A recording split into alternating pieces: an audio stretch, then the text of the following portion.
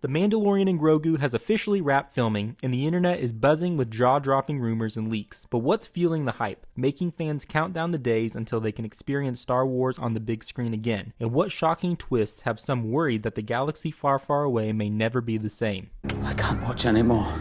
I'm going to break down everything you need to know about the upcoming film, including any and all potential cameos we could expect, like this guy. Like a panther. Yes? Maybe not.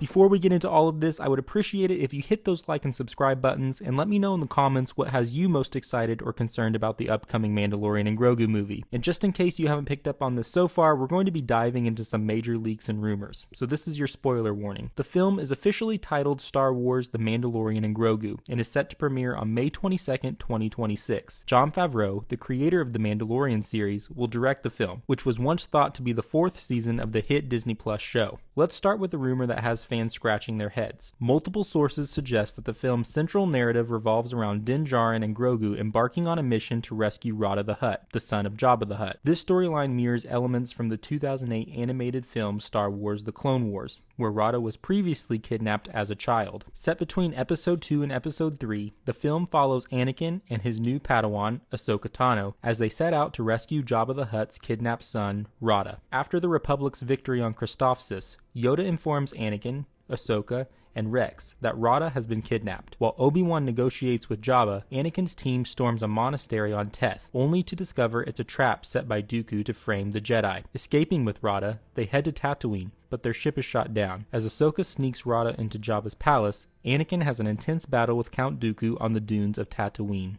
When they arrive at Jabba's palace, Jabba nearly executes them, but Padme exposes his uncle's betrayal. Obi-Wan, Yoda, and the clones arrive just in time to save them. While this storyline might have worked back in the day, fans are scratching their heads wondering why the first Star Wars film since Episode 9 seems to echo it so closely. But I'm here to provide some hope. Here's the twist. Rada apparently has a major glow-up. He's now a buff, scarred-up gladiator, and Jeremy Allen White has been cast to voice the newly transformed Rada. But the real kicker? Fans are even more baffled by the main villain. The word on the street is that Embo, the iconic bounty hunter, has been hired by the Hutt twins we see in the Book of Boba Fett to take down Rada. That's right, Embo, a fan-favorite character from the Clone Wars series, is rumored to play a significant antagonistic role in the film. Embo was a Kyozo bounty hunter active during the Clone Wars, known for his bowcaster and wide-brimmed hat, which he used as both a weapon and a shield. He traveled with his pet Anuba, Merrick, and piloted the starship Guillotine. Though a skilled solo hunter, he often worked in groups, including Suji's crew, defending Felucian farmers from Hondo Anaka's pirates. He also worked for the Hutt clans, battling Maul's Shadow Collective, and was a member of Boba Fett's Krait's Claw. He joined a mission to rescue Quinlan Vos from Count Dooku's castle, and briefly held his own against Anakin Skywalker on Scipio.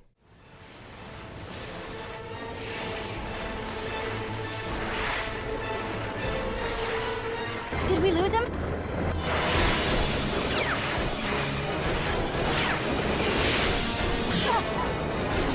I'm all right.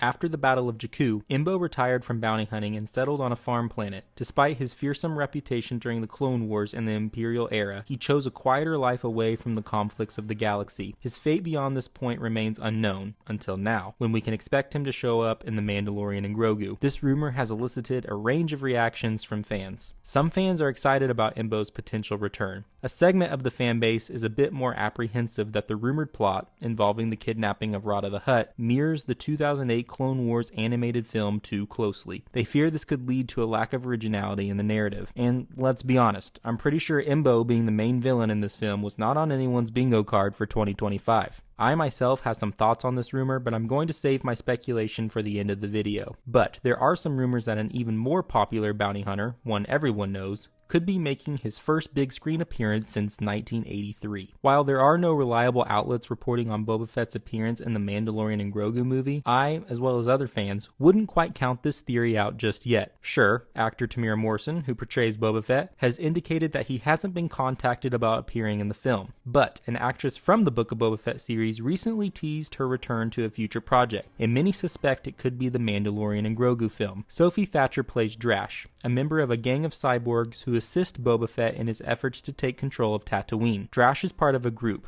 dubbed the Mod Gang, that rides speeder bikes and helps Boba with various tasks during his rise to power on the planet. She's teased her involvement in projects outside the Book of Boba Fett. Many suspected this could be The Mandalorian Season 3, but now that has come and gone, The Mandalorian and Grogu is next on the docket. And if Drash is making a return, then so is Boba Fett. He has to, right? And that's not all. There are even more confirmed appearances we can get excited for. Acclaimed actress Sigourney Weaver is reported to join the Star Wars universe in the role of Colonel Bishop, an officer of the New Republic. This character's name appears to be a nod to the android Bishop from the Alien franchise, in which Weaver starred. While fans are enthusiastic about her involvement, it's noted that her screen time may be limited, leading to some disappointment regarding the brevity of her role. As already mentioned, Jeremy Allen White is set to play Rada the Hutt, and I'm willing to bet we will see Tamira Morrison reprise his role as Boba Fett. Since we assume this movie will heavily focus on the New Republic, we could see Carson Teva, who has been heavily involved in the other Mandalorian projects. Could we see Mon Mothma, Fennec Shand, Cobb Vanth, Cad Bane, you name it. They all could appear in the movie. I'm getting ahead of myself on the speculation, we have to save that for the end, but we already know we will be seeing another familiar face, and since he's purple, he's hard to miss. Footage shown at a recent D23 event revealed we will see the return of Zeb Orrelios from Star Wars Rebels, who appears alongside Din in a spacecraft, and that spacecraft is rumored to be the Razor Crest. The Razor Crest was a pre-Empire gunship used by Din Djarin, the Mandalorian bounty hunter, as his personal transport and home during the early years of the New Republic. The ship, which bore a rugged design, was well suited for bounty hunting, featuring a carbon freezing chamber for prisoners and a strong sublight engine for rapid travel. During the Mandalorian series, the Razor Crest played a crucial role in Din's journeys, including his missions with Grogu. It was damaged multiple times by TIE fighters, giant ice spiders, and raiders, but was repeatedly repaired, including with the help of Quill and the Mon Calamari dock workers. However, in Season 2, Episode 6, titled The Tragedy, the Razor Crest met its end when it was destroyed from orbit using an Imperial cruiser.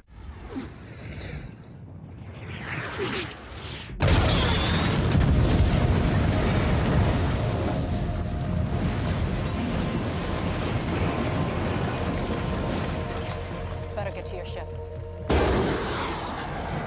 The ship was completely obliterated, leaving only Din's Beskar spear and Grogu's favorite ball behind. Rumors suggest that Mando will actually own this new Razor Crest. That's right, he's not renting it, it's his. In the D23 footage, we also see Din Djarin on a snow-covered planet, engaging in combat with snowtroopers. Many suspect this could be Hoth, as it also shows Din and Grogu commandeering an Imperial AT-AT walker. Sounds like Jon Favreau is cooking up some crazy scenes, but how are fans reacting? After so many divisive projects both in the theater and on Disney+, they really need a big winner with this one. Many fans are super excited about the film, expressing eagerness to see Din Djarin and Grogu make an appearance on the big screen. Discussions on Reddit and other social media platforms reflect a positive outlook, with users expressing excitement for the upcoming movie. Some fans have expressed concerns about the film's plot, particularly its similarity to the Clone Wars storyline involving the rescue of Jabba the Hutt's son, Rada. And I have to say, while I'm honestly really excited to see Mando and Grogu on the big screen, battling AT-ATs and snowtroopers, I'm a little nervous about the plot. The last thing I want,